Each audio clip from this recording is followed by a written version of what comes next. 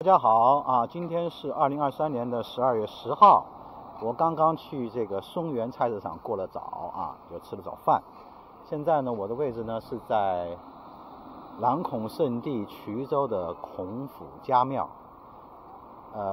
那么这个位置呢还挺集中的啊，除了孔府家庙以外，它的旁边是衢州博物馆啊，就在我正面前。然后这边呢还有一个儒学馆啊，所以说你时间充裕一点的话呢，不妨把这3个地方都看掉。在进家庙之前，它的对面呢是一个孔子文化公园，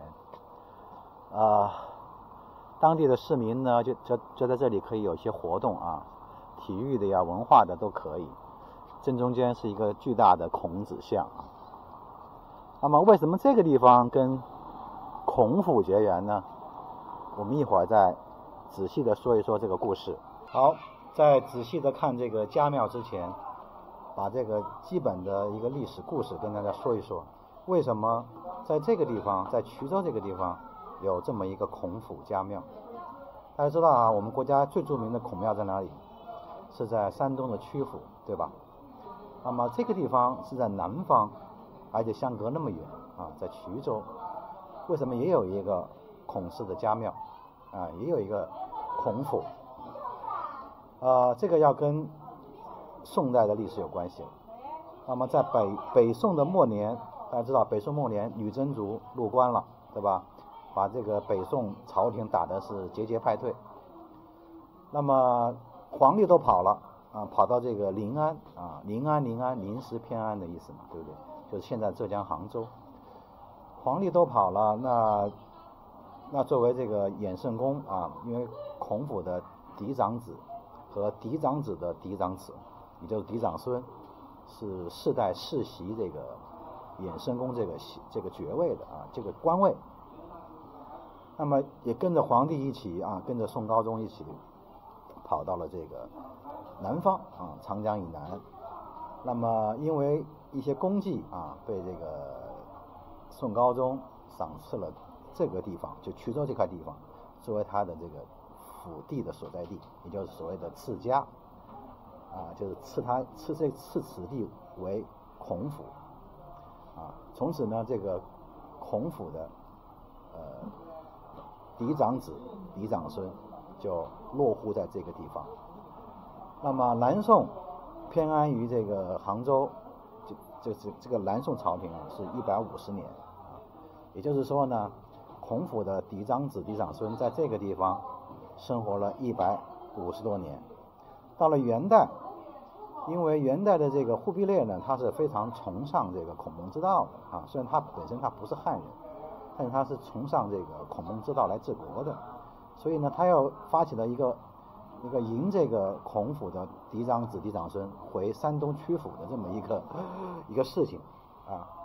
可是呢，当时的这个孔府的嫡长子呢，以他这个父母年老，很难奔波为由拒绝了啊，而且呢，把这个爵位呢让给了他依然在山东曲阜的这个堂兄弟啊，就所谓的让爵让位了，他就不再担任这个衍圣公了。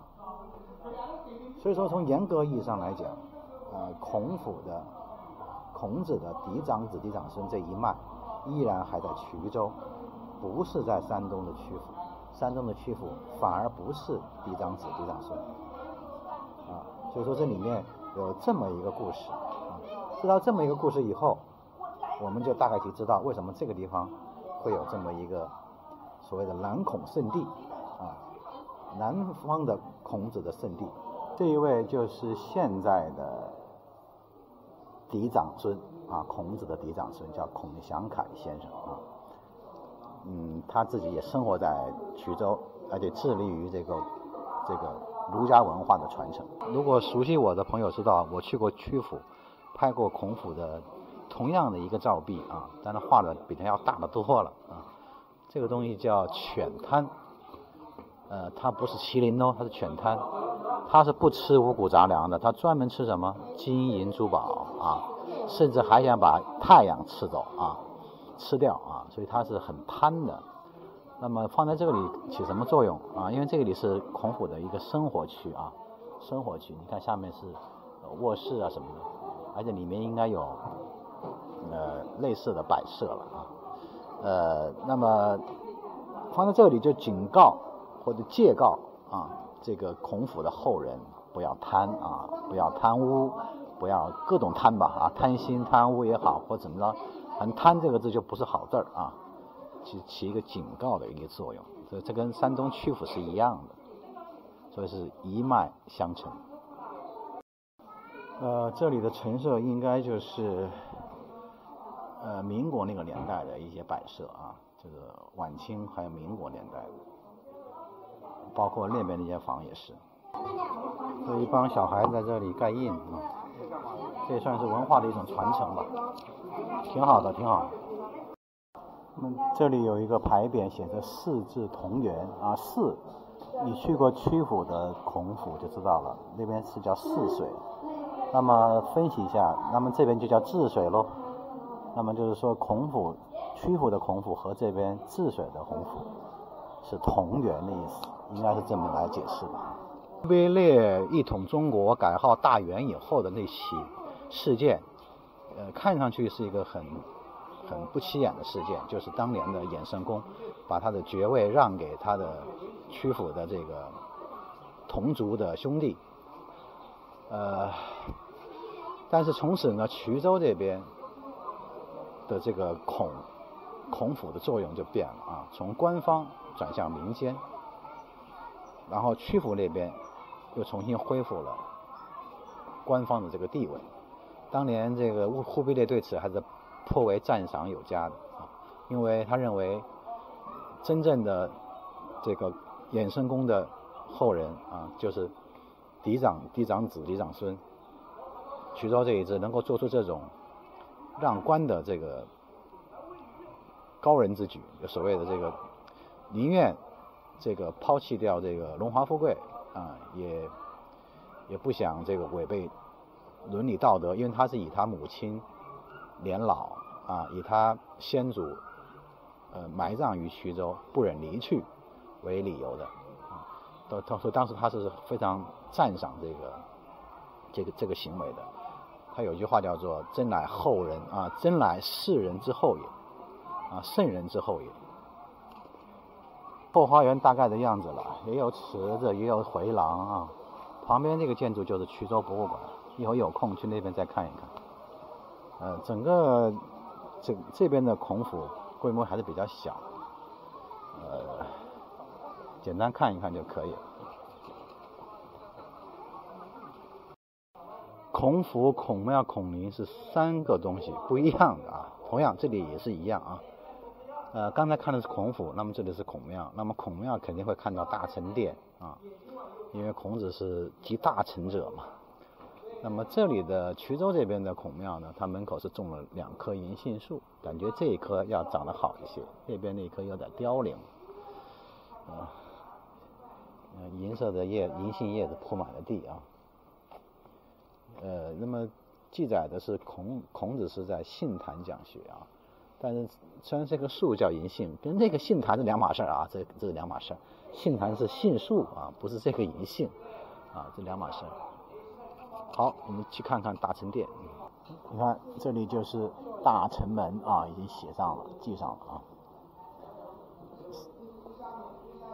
进去看一看。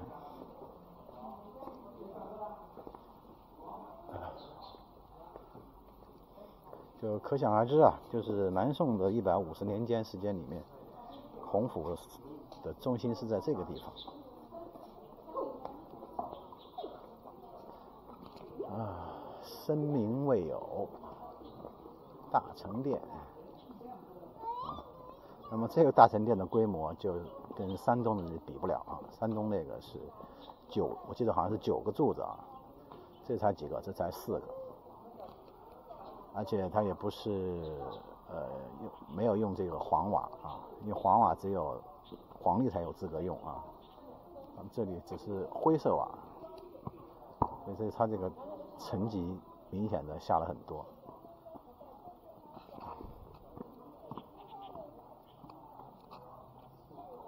后孔子像也在里面啊。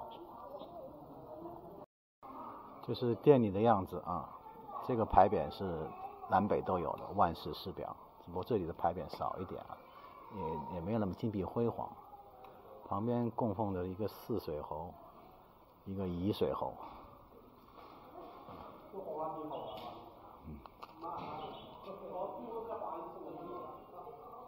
和曲阜一样啊，孔庙、孔府离得不远，但是孔林离得相对就远一点了。那么我相信这里也有孔林了，只是说不在这边附近。那么在大成殿的旁边紧挨着有一个很有意思的地方，叫司鲁阁啊。顾名思义了，就是他想念山东老家的意思啊，司鲁阁。而且它紧跟大成殿挨着，仅一墙之隔啊，所以说它这个是有它特意的这个意义的啊。这是孔子的像，在司鲁阁里面坐一会儿，刚刚看了这个像啊，那么听说呢，听本地人说，这个南孔这边过去是有一个孔子的木雕像的。那么被曲阜借走了，借走了以后呢，就一直没有归还啊，没有归还到衢州来啊。那么这也是成了这个衢州人的一个心病啊。至于现在什么情况，可能还是没有归还的状态啊。所以在衢州看不到这个木雕的这个像。那么20年前，这个曲阜把这个木像借走以后，以这个复制之名借走以后，一直没有归还。那么现在这个司鲁阁的楼上供奉的是一个复制品啊，所以这件事情也是一直耿耿于怀啊。